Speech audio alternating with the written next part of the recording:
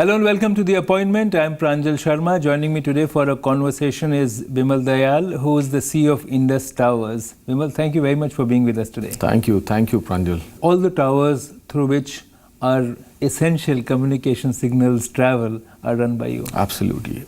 All over in 13 circles, hinterland, in cities, everywhere. Now, let's go back in time a little bit and see how Indus Towers was born.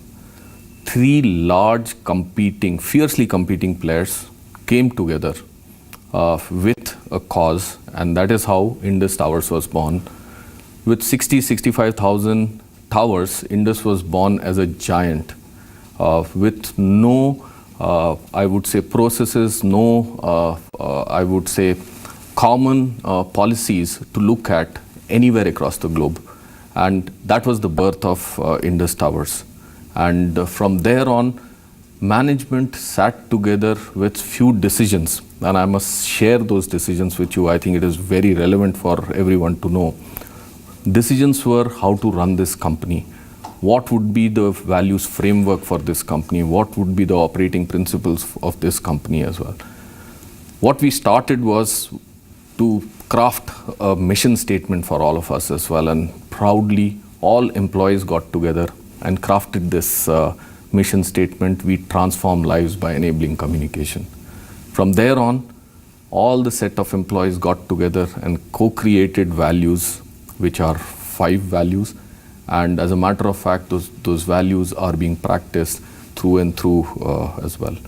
From there on, we got into a mode of how do we align our 2,500 strong workforce towards a common cause. Yeah, but before that, I think let's dwell a little bit on the coming together of these 3 companies. Sure. And the fact that for, I think, perhaps the first time in India's history, infrastructure was shared between rival companies through a new structure which was evolved, and that is what was Indus. Essentially, 3 telecom operators said the towers on which the signals run will be run by one company which each of them would support. That's correct. And how was that as a concept at the time? And even today, it's not a very common thing to see that the infrastructure backup is run by one company for 3 or 4 rival companies at the front end. So at that time, the idea was absolutely revolutionary. In fact, it was widely covered all over the media as well. Besides the idea, I think it is the execution of the idea was very bold, and I think that is what required some very bold leadership moves as well. And all the companies who got together made this and there would have been integration issues as well, right? Absolutely, and this is where I think the management took charge of the destiny, took charge of aligning this company towards a higher cause, which is customer delivery on one side. It would be clearly seen now in the expectations of, let's say, our customer like yourself. You would be expecting your phone to work 24/7, no matter where you go.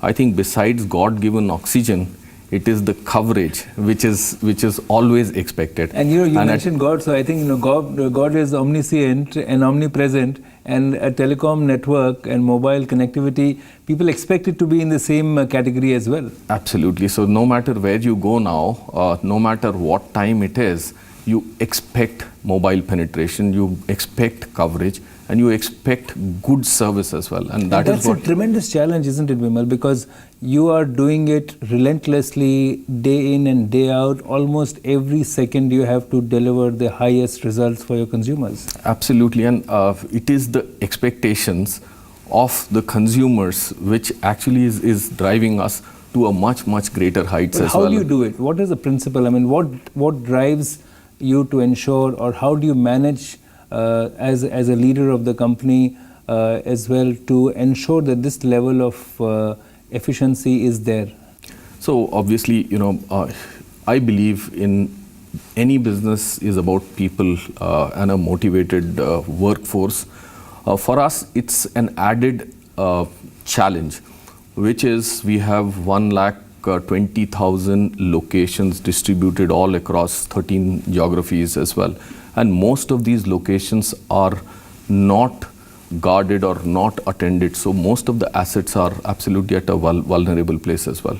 Unless and until you achieve the connect of the people with the higher cause, I don't think a simple compliance would work as well. So a lot of our modus is to motivate the last person on ground through what I actually started to say, through Indus values and through the rituals which celebrate this kind of passion so as well. It's very people-centric. Absolutely, absolutely. And as any business, I would say this business is more towards people, yet getting their heart share and their passion towards making sure that that last site works 24/7, and it is their pride which is linked to site's uptime as well.